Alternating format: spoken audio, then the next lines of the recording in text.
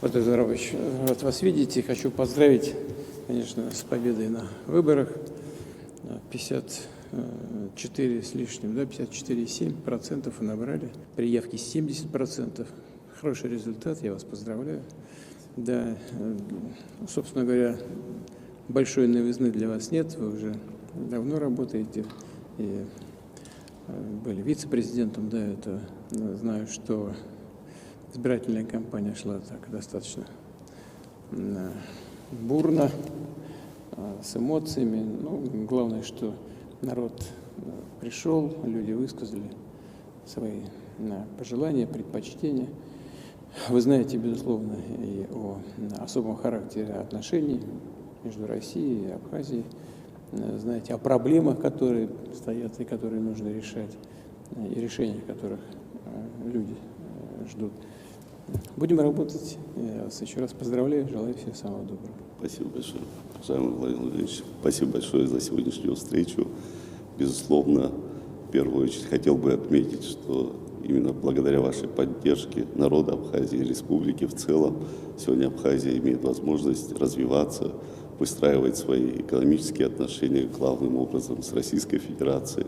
Народ Абхазии помнит то историческое решение, которое принималось о признании абхазской государственности. И позвольте от народа Абхазии поблагодарить вас за такое решение. Российская Федерация всегда была последовательна в своей поддержке. Это касается и военно-политической поддержки, и социальной, экономической поддержки. И народ Абхазии, безусловно, ощущает всю эту поддержку. Со своей стороны, конечно же, понимаю всю ответственность, возложенную на меня народом Абхазии, и в рамках своей предвыборной кампании, в рамках своей деятельности государственной я всегда обращал приоритеты, конечно, безусловно, это сотрудничество с главным нашим стратегическим союзником. У нас исторические, братские, экономические узы, которые мы намерены и дальше развивать. У нас общая история, и мы в этом году вместе отмечаем нашу общую победу в Великой Отечественной войне. Более 17 тысяч граждан нашей страны сложило свои головы на фронтах Великой Отечественной войны. 22 героя Советского Союза, которые выходцы из Абхазии. И мы чтим память тех людей, которые отстояли право развиваться народом Советского Союза. Я, пользуясь случаем, хочу поблагодарить вас лично. Я обращался к вам по поддержке и реконструкции мемориальных комплексов Великой Отечественной войны. Из президентского фонда вы поддержали эту программу, и каждая школа, и каждое село Абхазии получило грант на восстановление объектов, которые напоминают о нашей великой победе. Также хотел бы сказать о том, что наши ребята и сегодня продолжают совместно бороться за нашу правду на полях специальной военной операции. У нас десятки ребят, которые сложили свои головы. Мы оказываем поддержку семьям погибших. Для нас это очень важно, хранить память этих людей. И республика в целом за эти годы направила сотни тонн гуманитарного груза бойцам, которые сегодня выполняют особые задачи. В этом смысле для нас общая победа и общее будущее. Хотел бы отметить, что благодаря вашей личной поддержке сегодня в Абхазии проходит масштабная диспансеризация школьников. Это очень важное направление, это поддержка здоровья граждан нашей страны, это будущее нашей страны.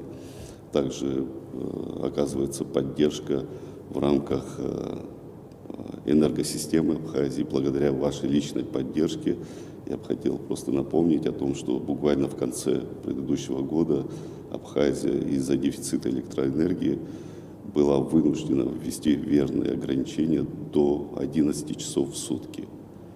Именно благодаря тому, что вы оказали поддержку, нам удалось решить проблему энергодефицита, но, к сожалению, мы подошли сейчас к тому, что тот объем гуманитарного перетока электроэнергии, который поступил в республику, к сожалению, практически исчерпан.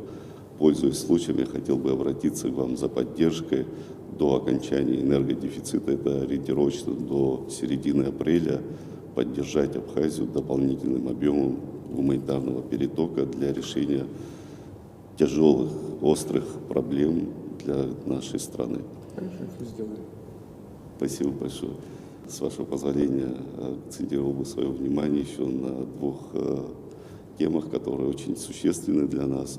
Это в первую очередь, конечно же, вопросы двойного гражданства. Основные процедуры соглашения пройдено и ратифицировано парламентами наших стран.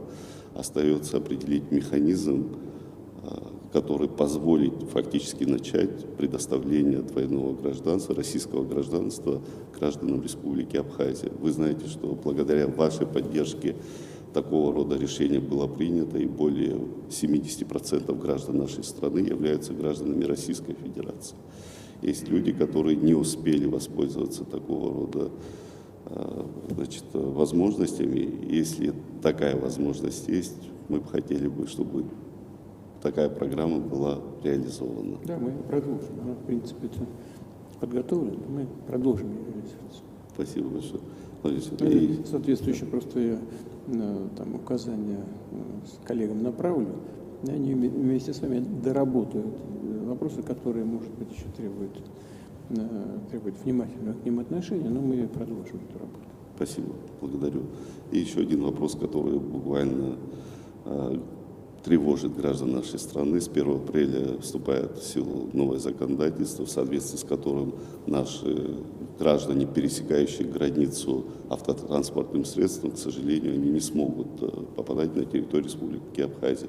Если есть такая возможность в отношении Абхазии продлить сроки вступления данного законодательства на 2 года, мы бы довели до граждан нашей страны необходимость получения российского удостоверения на пользование автотранспортным средством и решили бы проблему. Побыстрее можно будет сделать. Я понимаю, что там может быть ограничена так называемая пропускная способность для желающих получить эти документы.